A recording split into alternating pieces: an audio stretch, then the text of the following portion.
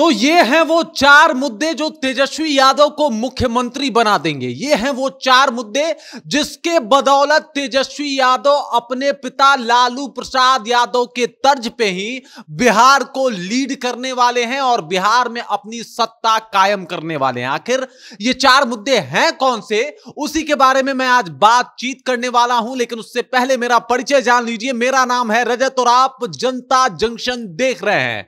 आज का वीडियो काफी दिलचस्प होने वाला है। दिलचस्प इस मामले में होने वाला है कि आखिरकार तेजस्वी यादव बिहार की राजनीति जो कर रहे हैं वो किन मुद्दों के बलबूते पे कर रहे हैं। वो कौन से ऐसे चार स्तंभ हैं, मुद्दों वाले स्तंभ, जिसके बदौलत वो अपनी सरकार खड़ी करने के फिराक में लग गए हैं। और अगर ऐसा वो कर देते हैं तो याद रखिएगा, अगर बिहार विधानसभा चुनाव 2025 का रिजल्ट तेजस्वी यादव के फेवर में आया तो ये चार मुद्दे बहुत अहम भूमिका में भी आपको नजर आ सकते हैं। यही सब कुछ बता रहा हूं आपको, तो बिना देरी किए एक एक मुद्दे को बड़े अच्छे तरीके से डिस्क्राइब करूंगा, आपको समझाऊंगा कि आखिरकार ये चार मुद्दे किस तरीके से मुख्यमंत्री के रास्ते को आसान कर देंगे। तेजस्वी यादव किस तरीके से इन चार मुद्दों के सहारे मुख्यमंत्री के कुर्सी पे बैठ जाएंगे, ये सब कुछ आप समझ पाएंगे। तो बिना देरी किए चलते हैं उन चार मुद्दों की तरफ। तो लीजिए भाई, ये है वो चार मुद्दे जिसके बदौलत तेजस्वी यादव बिहार के मानचित्र पे अपनी राजनीतिक गाथा लिखने वाले हैं। ये है वो चार मुद्दे जिसके बदौलत तेजस्वी यादव पूरा बिहार का माहौल बदलने वाले हैं। और यही वो चार मुद्दे हैं जिसके दम पे वो बिहार की मुख्यमंत्री के कुर्सी पे बैठने वाले हैं। और उसमें पहला मुद्दा है बिजली। जी बिल्कुल, बिजली जो है वो पहला मुद्दा है। और ये बिजली कैसे पहला मुद्दा है मैं आपको समझा देता हूं, सब कुछ आप बहुत अच्छे से समझ पाइएगा कि आखिरकार बिजली मुद्दा कैसे है। तो देखिए, अभी हाल फिलहाल के परिदृश्य में आपने कई ऐसी खबरें सुनी होंगी जिसकी वजह से बिहार की जनता परेशान है। उसमें एक है बिजली। बिजली की वजह से आम जनमानस में काफी समस्या है, काफी दिक्कतों का सामना करना पड़ रहा है। एक तौर पे देखा जाए तो पूरे भारत में सबसे ज्यादा महंगी बिजली जो है वो बिहार में मिलती है और इस वजह से आम जनता और ज्यादा परेशान है। जब से स्मार्ट मीटर लगाए गए हैं बिहार में, उसके बाद से जनता जो है मतलब बदहाली की स्थिति में आ गई है। कई जगह पे आपने सुना होगा कि स्मार्ट मीटर को रोकने के लिए पूरा गांव का गांव जो है वो उमड़ के खड़ा हो गया कि स्मार्ट मीटर नहीं लगने देंगे। और इसका कारण ये बताया गया कि स्मार्ट मीटर से हमें फायदे कम, नुकसान ज्यादा है। स्मार्ट मीटर से लगातार जिस तरीके से बिजली बिल में बढ़ोतरी देखने को मिली और गलत रीडिंग की वजह से लाखों में जो बिजली बिल आए हैं, इसकी वजह से लोग परेशान हो गए। और लोग परेशान हो गए तो तेजस्वी यादव बहुत अच्छे से इस बात को भांप लिए और उन्होंने देखा कि बिजली तो एक बहुत बड़ी समस्या के तौर पे देखी जा रही है। और आज के आज, ये बिल्कुल आज की बात बता रहा हूं, तेजस्वी यादव ने यह घोषणा कर दिया है कि बिहार में बिजली जो है वो मैं फ्री करने वाला हूं। कितना? 200 यूनिट जो है बिहार में बिजली बिल्कुल फ्री होने वाला है। फ्री मतलब 200 यूनिट आप एसी चलाइए, पंखा चलाइए, जो करना है कीजिए। 200 यूनिट तक का कोई चार्ज नहीं लगने वाला और 200 यूनिट के बाद ही चार्ज लगेगा। इस वजह से बिहार की जनता, और आप समझ जाइए कि जब ये पूरे बिहार में स्कीम लागू होगा तो भाई किसको अच्छा नहीं लगता। कौन फ्री में बिजली बिल मतलब बिजली यूज नहीं करना चाहता, क्योंकि बिजली एक बहुत बड़ी समस्या बन गई है। मतलब आधारभूत अगर इकाइयों को देखा जाए तो बिजली अभी जरूरत भी है सबकी। बिजली को छोड़ के आप जीवन की अभी परिकल्पना नहीं कर सकते बिहार में भी। और अगर 200 यूनिट फ्री मिल जाए तो मैं आपको बता देता हूं कितने ऐसे घर हैं जो 100-150 यूनिट में ही उनका पूरा महीने का कोटा निकल जाता है। मतलब आप समझिए 50% गरीब परिवार के ऐसे लोग हैं जो 150, 200, 100 यूनिट में उनका काम चल जाता है। तो उनके लिए तो आसान हो गया भाई, उनको तो बिजली बिल लगेगा ही नहीं ना, तो उनके लिए तो बिजली बिल फ्री हो गया। बाकी जो लोग एसी वेसी यूज करते हैं उनको भी अगर देखा जाए तो अगर वो भी 200 जो उनका बिजली बिल का वो यूनिट माफ हुआ है, अगर उसके अंडर में आते हैं तो उनके लिए भी माफी है। तो ये तेजस्वी यादव का जो प्रयास है कि बिजली की वजह से जो समस्या उत्पन्न हुई है, वो जो नाराजगी है, उस वोटर को अपने पक्ष में कैसे किया जाए। तो आप देख लीजिए, बिजली के तहत बिजली को फ्री करके वो स्कीम लागू करके वो वोटर इनके पक्ष में आ जाएंगे जो बिजली की वजह से परेशान है। और आज की घोषणा है इनकी अब दूसरे नंबर पे आ जाते हैं यार, बिहार की सबसे मौलिक और मुख्य समस्याओं में एक तो बिजली बता दिया आपको, दूसरा क्या है? दूसरा है रोजगार। रोजगार की वजह से लोग कितने परेशान हैं, रोजगार की वजह से लगातार लोग पलायन करने को मजबूर हैं, रोजगार की वजह से आपने देखा होगा बिहार किस संकट और किस मुसीबत का सामना करना पड़ रहा है। बिहार में कोई ढंग की फैक्ट्री नहीं है, कंपनी नहीं है, और इस बात के ऊपर हमेशा बातचीत होता है।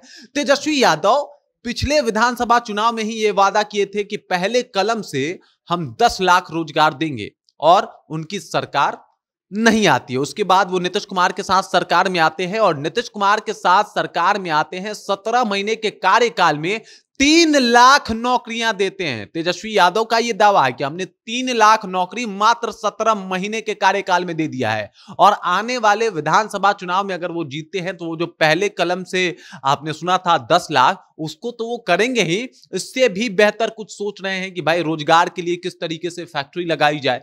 मतलब सरकारी नौकरी आप समझ लीजिए 10 लाख, उसके बाद प्राइवेट नौकरी के लिए फैक्ट्रीज और बाकी चीजों पे काम करने वाले हैं। तो रोजगार को इन्होंने मुद्दा बनाया है। अब जाते हैं तो इस बात का जिक्र भी करते हैं कि भाई हमने नौकरी दी है, हमने लोगों को नौकरियां बांटी है, और ये काम किया है। आप रिकॉर्ड चेक कीजिए। और अगर आप ये कह रहे हैं कि नीतीश कुमार ने दिया है, तो नीतीश कुमार ने पहले क्यों नहीं दे दिया? इस तरीके का ये अपनी बातों को रख रहे हैं, अपने बातों को इस तरीके से प्रस्तुत कर रहे हैं कि जो ये 17 महीने के कार्यकाल में किए हैं वो 17 साल में नहीं किए हैं। खासकर रोजगार की बात की जाए तो ये दूसरा स्तंभ है, ये दूसरा मुद्दा है जो उन्हें मुख्यमंत्री की कुर्सी तक पहुंचाएगा। अब तीसरा मुद्दा देख लीजिए। तीसरा मुद्दा है आरक्षण। 35% वोट जो है वो पिछड़ा और अति पिछड़ा का है बिहार में। अब आप इससे अंदाजा लगा सकते हैं कि ये आरक्षण की लड़ाई लड़ रहे हैं। इन्होंने सीधे सीधे तौर पे आज का भी जो इनका भाषण हुआ, इससे पहले भी ये प्रेस कॉन्फ्रेंस किए, इससे पहले भी आरक्षण के ऊपर बात की कि भाई आरक्षण में ये क्रीमी लेयर नहीं चलेगा। जो ST SC में आप क्रीमी लेयर डालने की कोशिश कर रहे हैं, प्रयास कर रहे हैं, ऐसा मैं नहीं होने दूंगा। इसको लेके इन्होंने धरना भी दिया कि भाई क्रीमी लेयर जो है वो नहीं होना चाहिए। मतलब आरक्षण के पूरे सपोर्टर हैं, कट्टर सपोर्टर हैं, कह रहे हैं कि बाबा साहब भीमराव अंबेडकर के संविधान से हम छेड़छाड़ बर्दाश्त नहीं करेंगे। सीधे तौर पे इन्होंने अपने बातों को रख दिया कि कोई छेड़छाड़ नहीं चलेगा जी, और ना ही हम ये बर्दाश्त करने वाले हैं बाबा साहब भीमराव अंबेडकर के संविधान से। इन्होंने कहा कि लैटरल एंट्री क्या है, ये तो संविधान का और आरक्षण का गला घोटना है, और ऐसा मैं होने नहीं दूंगा। मतलब आप समझ जाइए कि सीधे तौर पे इन्होंने आरक्षण के ही तर्ज पे कुछ ऐसे वोटरों को अपने पक्ष में कर लिया जो पहले तो थोड़ा बहुत खफा थे, आरजेडी से नाराजगी चलती थी। आरजेडी से नाराजगी का वजह था कि ये सिर्फ मुसलमान और यादव की पार्टी है, लेकिन अब तेजस्वी यादव ने पूरा प्रारूप बदल दिया। आरक्षण के ऊपर बातचीत करके, आरक्षण को लेकर आगे आने की बात करके इन्होंने पूरी प्रक्रिया ही बदल दी है। ये कह रहे हैं कि जब तक हम रहेंगे आरक्षण नहीं बदलने देंगे, आरक्षण उसी तर्ज पे मिलता रहेगा, और तो और आरक्षण को हम 9वीं अनुसूची में शामिल भी करवाएंगे। जो मैंने आरक्षण लागू करवाया था नीतीश कुमार के साथ मिलके, तो वो अब 9वीं अनुसूची में शामिल करवाएंगे, उसके लिए काम करेंगे। उसके लिए फिर भी धरना देना पड़े तो पड़ेगा, तो कोई बात नहीं, हम देंगे धरना, लेकिन हम आरक्षण वाले मुद्दे पे बैक नहीं जा सकते। अब आरक्षण कितने लाभुक हैं आरक्षण के, आप समझ जाइए कि जो भी पिछड़ा, अति पिछड़ा और दलित है, महादलित है, आदिवासी समुदाय है, ये सब लोग आरक्षण का लाभ उठाते हैं, और सीधे तौर पे ये तेजस्वी के इस बात से बहुत ज्यादा कनेक्ट और रिलेट भी कर पाएंगे, और इस वजह से ये तीसरा स्तंभ है और जिसके ऊपर ये अपनी कुर्सी खड़ी करने वाले हैं। बिहार विधानसभा चुनाव का पूरा माहौल इस तीसरे स्तंभ पे भी बदलने वाला है। अब चौथे मुद्दे पे आ जाते हैं। आपने देखा होगा आए दिन तेजस्वी यादव एक चीज का जिक्र हमेशा करते हैं। सोशल मीडिया के ऊपर आके तो ये 100 खबर चला रहे हैं, रोज आके बताते हैं कि पिछले 24 घंटे में किस तरीके से क्राइम बढ़ा है बिहार में। आप सुनिए, क्राइम का तेजस्वी यादव इतना क्यों पोल खोल रहे हैं, इसके पीछे का कारण जानिए। कारण यह है कि इनके सरकार को यह कह के हटाया गया था कि आपके सरकार में, मतलब इनके पिता के सरकार में, क्राइम रेट जो है वो बहुत ज्यादा है, यानी क्राइम बहुत ज्यादा होता है, अपराध बहुत ज्यादा है। आपका जो सरकार रहा है वो जंगल राज रहा है, क्योंकि उसमें जो भी माफिया हैं उनकी चली है।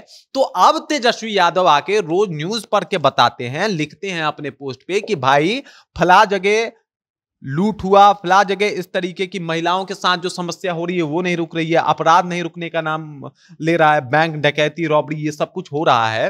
तो आखिरकार ये जो आपका मंगल का सरकार है, जिसमें मंगल राज है, चलिए हमारे में तो जंगल राज था, आप में मंगल राज है, तो भी आप में क्राइम रेट इतना क्यों ज्यादा है? अब जिस मुद्दे को लेके लालू यादव को बिहार की जनता ने नकार दिया था, उसी मुद्दे को अब वो जो नीतीश कुमार है उन पे थोपने का काम तेजस्वी यादव कर रहे हैं कि भाई आपके भी सरकार में क्राइम रेट जो है वो तो रुकने का नाम ही नहीं ले रहा, वो तो उसी तेजी के साथ आगे बढ़ रहा है। अपितु बात ऐसा है कि क्राइम पहले से ज्यादा हो गया है। और इसके पीछे का कारण क्या है? आप तो भाई मंगल राज की बात करते थे, मंगल राज में ये जंगल राज वाला दृश्य क्यों दिखाई दे रहा है? और ये एक बहुत अहम मुद्दा हो सकता है, इस मुद्दे से तेजस्वी यादव अपनी सरकार बना सकते हैं। तो यही है वो 4 मुद्दे जिसकी वजह से तेजस्वी यादव इस बार अपनी कुर्सी बचा सकते हैं, इस बार अपनी कुर्सी बचा सकते हैं और इसके साथ साथ इस बार अपनी सरकार बना सकते हैं। मतलब आप समझ जाइए,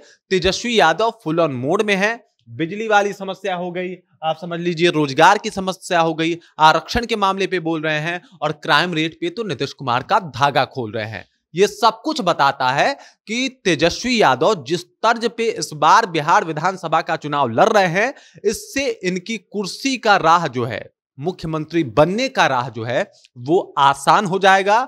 और वो एक तरीके से अब ये लगने लगा है कि अगर सब कुछ इसी तर्ज पे चलता रहा तो तेजस्वी यादव मुख्यमंत्री भी बन जाएं। बाकी इस खबर को लेकर, इस जानकारी को लेकर, इस बातचीत को लेकर आप क्या सोचते हैं? आपके जहन में क्या कुछ चल रहा है? आपके दिमाग में क्या कुछ आ रहा है? कृपया कमेंट कीजिए और अपना विचार जो है हम तक पहुंचा दीजिए, अपनी राय हम तक पहुंचा दीजिए। बाकी आप देखते रहिए जनता जंक्शन, और मेरा नाम रजत है।